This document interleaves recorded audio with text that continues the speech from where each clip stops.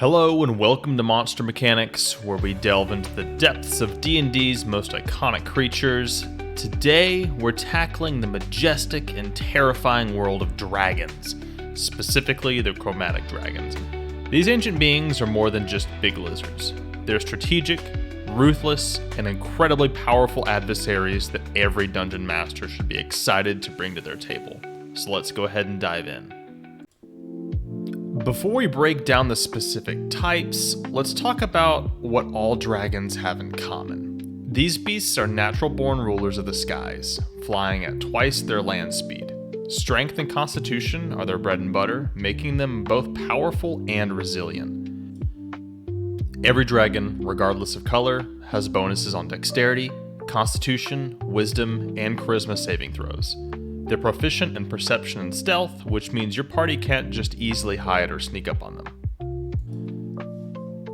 One of the dragon's most defining features is their breath weapon, which is a devastating area of effect attack tied to their specific color.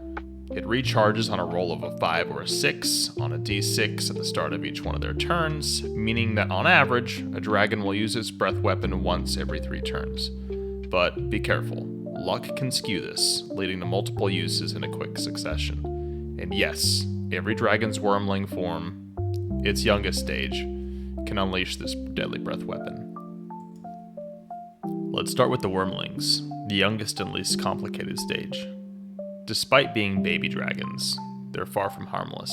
Wyrmlings favor nighttime activity or twilight hunting. They will almost always use their stealth proficiency to set up ambushes.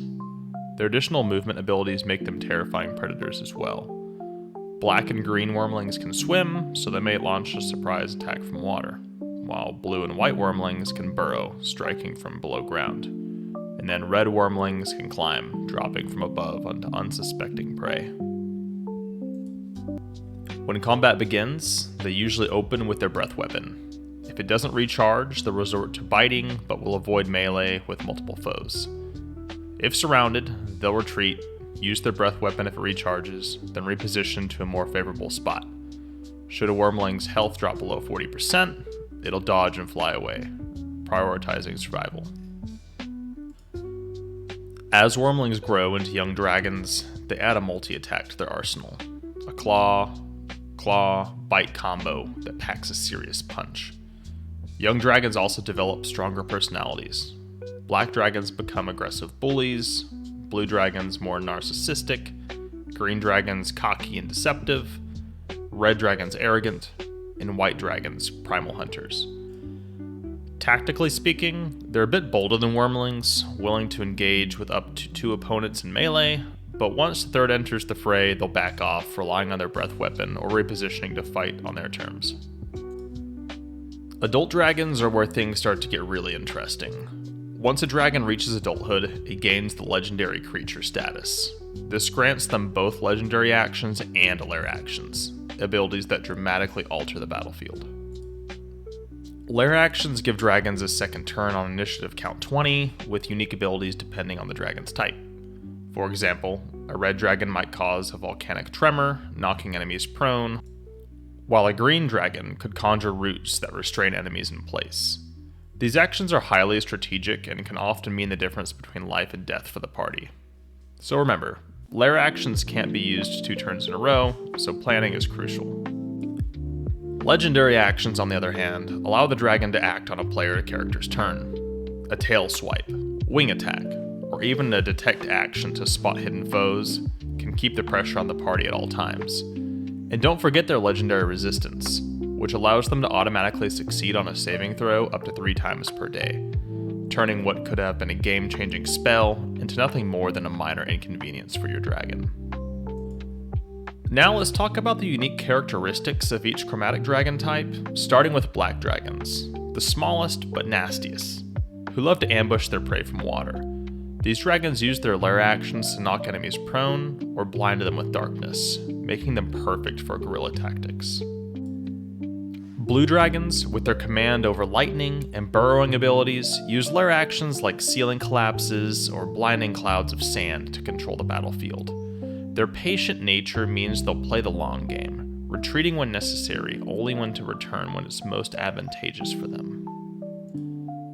Green dragons are masters of deception and manipulation. Their lair actions can charm or restrain, making them dangerous in both direct combat and social encounters. They'll often parlay if they're losing, using their silver tongues to turn the situation into their favor. Red dragons are the classic big bad of the Chromatic family. Their lair actions can cause massive damage or poison and incapacitate enemies, turning the tide of battle in an instant. These arrogant creatures will fight to the death if they believe they're superior, which is often.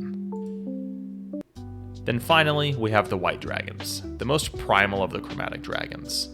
They'll use freezing fog to obscure vision and deal cold damage, perfect for shutting down spellcasters. They're relentless in combat, driven more by instinct than strategy, but that makes them no less dangerous.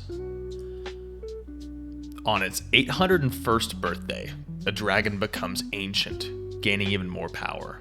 While their tactics and abilities remain the same as their adult counterparts, everything they do is just more effective. Their breath weapons' range increases, their saving throw DCs rise, and their sheer size makes them a terrifying presence on the battlefield. An ancient dragon isn't just a creature, it's a whole event. A world-changing force that your party must be prepared for. When it comes to combat, dragons are not just about brute force. They're smart, calculating, and aware of their surroundings. They'll reposition to catch as many opponents as possible in their breath weapon, use legendary resistance to shrug off debilitating spells, and retreat when the odds aren't in their favor. Each type of dragon has its own combat style, reflecting its personality and elemental affinity. Facing a dragon is one of the most epic challenges in Dungeons & Dragons, and understanding how these creatures think and fight can make all the difference in your campaign. So whether you're a dungeon master planning a dragon encounter, or a player preparing to face one, remember, dragons are the ultimate test of your party's strength, strategy, and courage. If you enjoyed this breakdown, hit that like button, subscribe to Monster Mechanics, and ring that bell so you don't miss any future videos where we dissect the monsters of Dungeons & Dragons and more. Thanks for watching, and until next time, may your rolls be high and your dragons mighty.